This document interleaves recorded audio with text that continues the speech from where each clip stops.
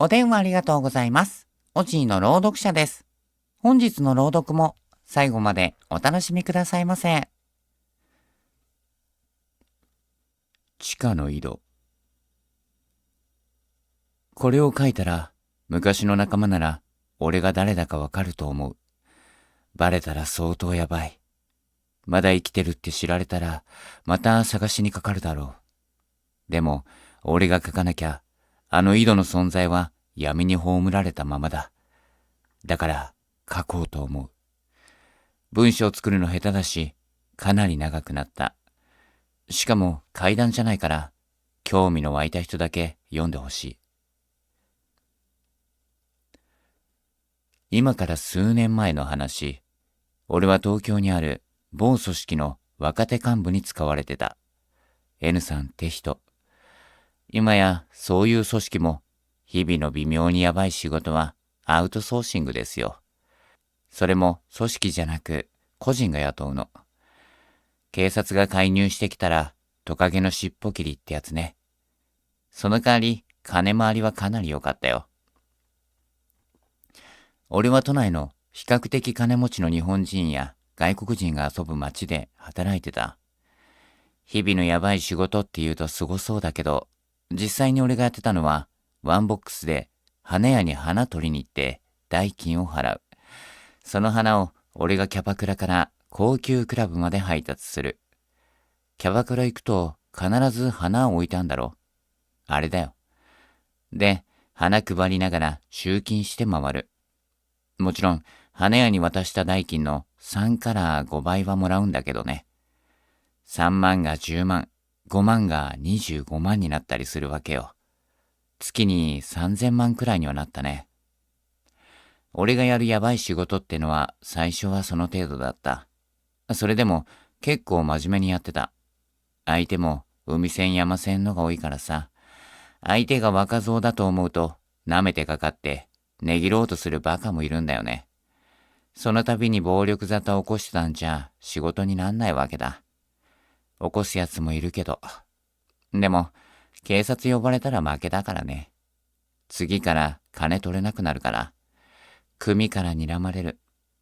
ただじゃあすまんよ。そういう時、俺は粘り強く話す。話すけど、肝心なとこは絶対譲らない。一円も値切らせないし、一つの条件もつけさせない。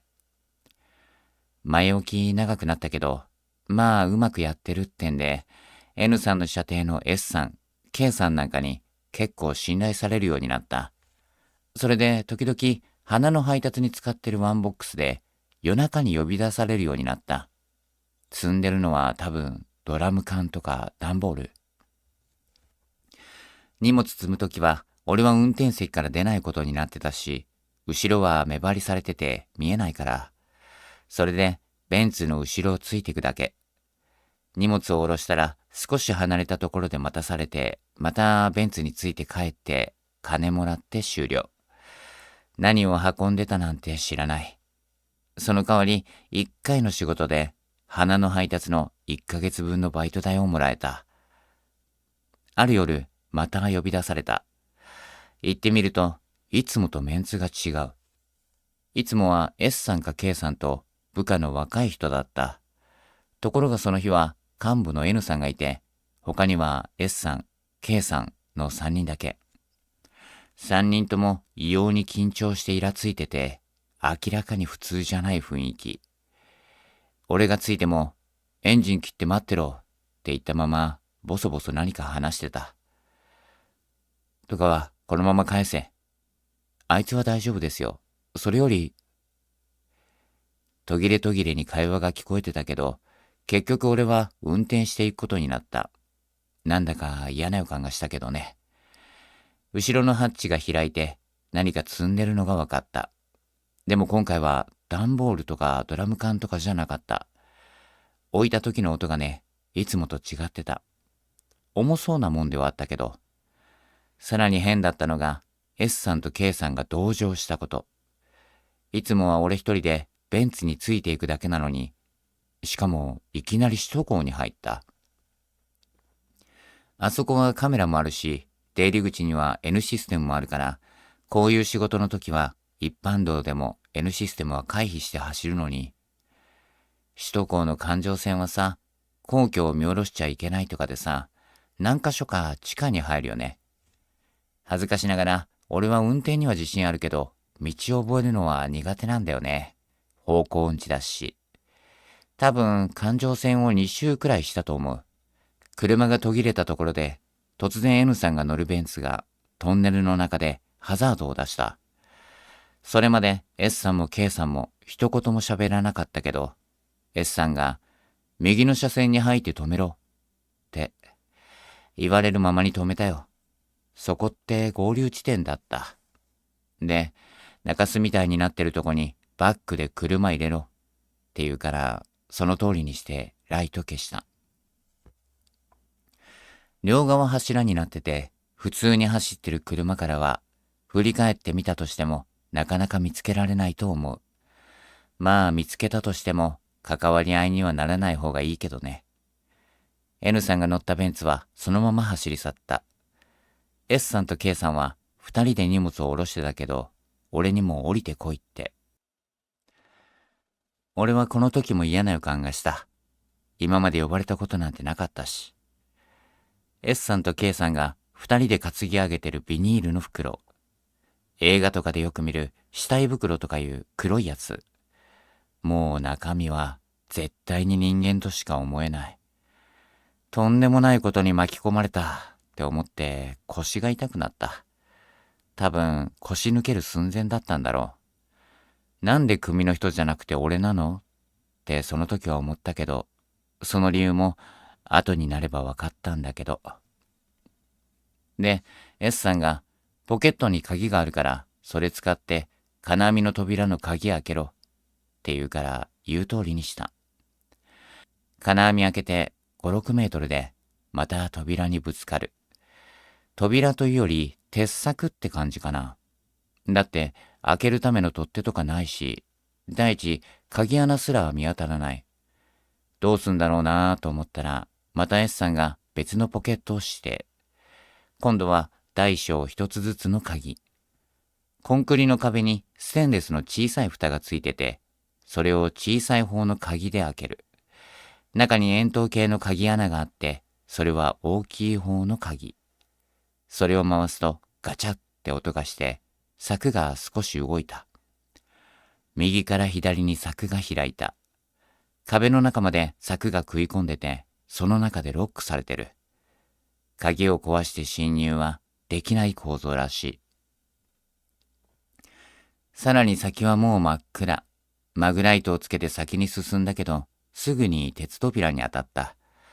無断立ち入り厳禁、防衛施設長って書いてあった。これは不思議だった。だってここ、道路公団の施設だよね。っていうか、こんなとこ入って平気なのかなって思った。まあ、この人たちのやることだから抜かりはないとは思うんだけど、監視カメラとかあるんじゃないのって不安になった。まあ、中に進んだらもっと不思議なもんが待ってたんだけどね。鉄の扉もさっきの鉄柵と同じ要領で開いて、俺たちは中に入った。S さんも K さんもうっすら汗かき始めてて、ずいぶん重そうだったけど、運ぶの手伝えとは言わなかった。中に入るとすぐ階段で、ひたすら下に降りていった。結構降りた。時々二人が止まって、肩に担ぎ上げた荷物を担ぎ直してた。階段を降りると、ものすごく広い通路が左右に伸びてた。多分、幅10メートルくらいあったと思う。降りたところで一休みした。通路はところどころ電灯がついてて、すごく薄暗いけど、一応ライトはなしで歩けた。俺たちは反対側に渡って、手痛くなるくらい広いんだけど、左手に向かって進んだ。時々休みながら、どれくらい進んだかな。通路自体は分岐はしていない。ひたすらまっすぐで、左右の壁に時々鉄の扉がついている。ある扉の前で S さんが止まっていった。これじゃねえか。これだろ。そこには帝国陸軍第13号講堂って書いてあった。字体は古かったけど、信じられる？今の日本にあるのは陸上自衛隊でしょ？何十年も前のトンネルなのかこれは。S さんも K さんも汗だくで息も荒くなってたから、扉を入ったところでまた荷物を下ろして休憩することにした。二人とも無言だったから俺も黙ってた。しばらくして S さんがそろそろ行こうって言って袋の片側、多分足がある側を持った。そしたら袋が突然暴れた。S さんは不意をつかれて手を離してしまい、弾みで反対側の袋の口から顔が出てきた。猿ぐつわをかまされたちょっと小太りの男。どっかで見たことある。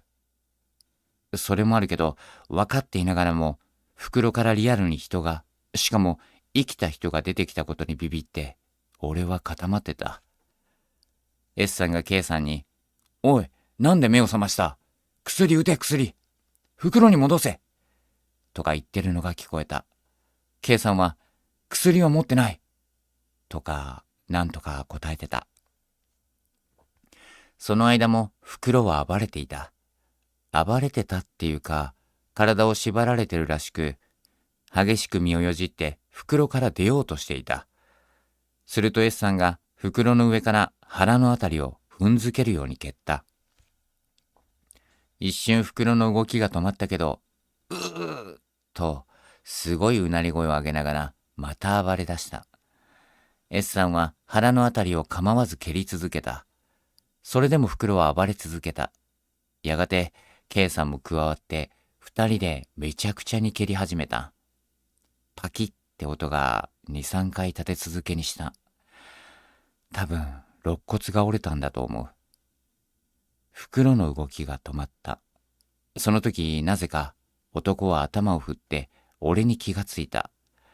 それまですごい形相で暴れていた男が急に泣きそうな顔で俺を見つめた。S さんが袋に戻せって言うと、K さんが男の肩のあたりを足で押さえながら袋を引っ張って男を中に戻した。今でもその光景はスローモーションの映像のまま俺の記憶に残っている。男は袋に戻されるまでずっと俺を見ていた。一生忘れられない。K さんが袋の口をきつく縛るのを確認すると、S さんはさらに数回袋を蹴った。これくらいかな。殺しちゃまずいからな。S さんはそう言って俺を見た。お前、こいつの顔を見たか？いえ、突然だったんで、何がなんだか。そう答えるのが精一杯だった。その時に、本当はどこかで見たような気がしたけど、思い出せなかった。S さんと K さんは再び動かなくなった袋を担ぎ上げた。それまでと違うのは真ん中に俺が入ったこと。もう中身を知ってしまったので一蓮托生だ。それからその13号坑道ってやつを延々歩いた。今までの広い通路とは打って変わって幅が3メートルもないくらいの狭い通路だった。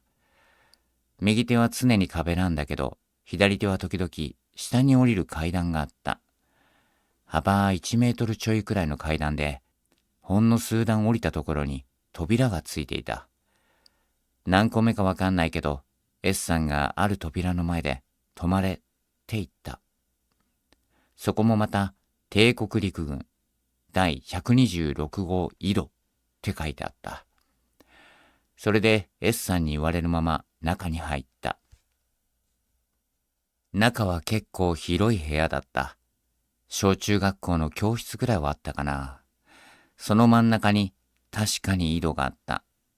でも蓋が閉まってるの。重そうな鉄の蓋。端っこに鎖がついてて、それが天井の滑車につながってた。滑車からぶら下がっているもう一つの鎖を引いて回すと、蓋についた鎖が徐々に巻き取られて、蓋が開いていく仕組みになっていた。俺は言われるままにどんどん鎖を引っ張って蓋を開けていった。完全に蓋が開いたところで、二人が袋を抱え上げた。もうわかったよ。この地底深く、誰も来ない井戸に投げ込んでしまえば、二度と出てこないもんね。でも、一つだけわからないことがあった。なんで生きたまま投げ込む必要があるの？二人は袋を井戸に落とした。ドボーン。水の中に落ちる音がするはずだった。でも聞こえてきたのはパシャッって音。この井戸、水が枯れてるんじゃないのって音。S さんと K さんも顔を見合わせてた。S さんが俺の持っているマグライトを見て、顎をしゃくってみせ、首をかしげて、井戸を覗けってジェスチャーをした。マグライトで照らしてみたけど、最初はぼんやりとしかそこまで光が届かなかった。レンズを少し回して焦点を絞ると、小さいけどそこまで光が届いた。光の輪の中には袋の一部が照らし出されている。やっぱり枯れているみたいで、水はほとんどない。そこに手が現れた。真っ白い手。さらにつるっぱげで真っ白な頭頂部。あれ？さっきの袋の人、つるっぱげじゃなかったよな。わけがわかんなくて呆然と考えていたら、また頭が現れた。え？二人？ますます頭が混乱して、ただ眺めてたら、その頭がスッと上を向いた。目がない。空洞とかじゃなくて、鼻の穴みたいな小さな穴がついているだけ。理解不能な出来事に、俺たちは全員固まっていた。しかも、二人だけじゃなさそうだ。奴らの周囲でも何かがうごめいている気配がする。なんだあれ？人間なのか？なぜ井戸の中にいる？何をしている？その時、急に扉が開いて人が入ってきた。俺は驚いてライトを落として立ち上がってた。S さんと K さんも。入ってきたのは N さんだった。N さんは俺たちを見て、怪げそうな顔をした。S、もう済んだのか？ S さんは少しの間呆然としていたけど、すぐに答えた。済みました。N さんは俺たちの様子を見て、俺たちが井戸の中身を見たことを悟ったみたいだった。見たのか、中を。俺たちはうなずきもせず、言葉も発しなかったが、否定しないことが肯定になった。さっさと蓋閉めろ。言われて俺は慌てて鎖のところに行って、さっきとは反対側の鎖を引いて回した。少しずつ蓋が閉まっていく。余計なことを考えるんじゃねえ。忘れろ。そう言われた。確かにそうなんだけど、ぐるぐる考えた。殺しちゃまずいって S さんは言ってた。S さん自身もなぜ殺しちゃダメなのか知らなかったんだと思う。生きたまま落とした理由は、生きたままあの化け物のような奴らがいるところへ。考えたくなくなった。俺たちは来た道を戻り、車で道に出た。今度は S さんと K さんは N さんのベンツに乗って行った。そしてそれが3人を見た最後になった。俺は思い出していた。あの時、袋に入っていた男の顔を。最近出所してきた会長の三男だった。出来の悪い男という噂だった。ケチな仕事で下手を踏み、服役していたらしい。俺は2、3回しか顔を合わせたことがなかったが、大したことなさそうなのに威張り散らして嫌な感じだったのを覚えてる。だからといって会長の息子を殺すのはアウトだよ。死体を隠したっていずれバレる。それでもできるだけバレないように俺を使って運んだんだろうけど、あの出来事から2週間くらいして N さんがいなくなった。お前も姿をくらませって S さんから電話があった。バレたんだ。会長の息子をやったの。組から距離を置いていたのが幸いして俺は逃げ延びることができた。S さんや K さんがどうなったのかは知らない。あれから数年、俺は人の多い土地を転々としている。これはあるネットカフェで書いた。もうすぐネットカフェも身分証を見せないと書き込めなくなるらしい。これが最後のチャンスだ。組の人たちがこれを知れば、どこから書いたのかすぐに突き止めると思う。だから俺はこの町には二度と戻ってこない。誰かあの井戸を突き止めてほしい。なぜあの井戸に暴力団なんかが鍵を持って入れるのか。そうしたら俺の追っ手はみんな捕まるかもしれない。俺は逃げ延びたい。これからも逃げ続けるつもりだ。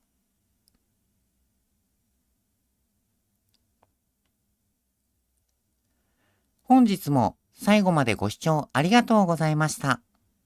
またのご連絡お待ちしております。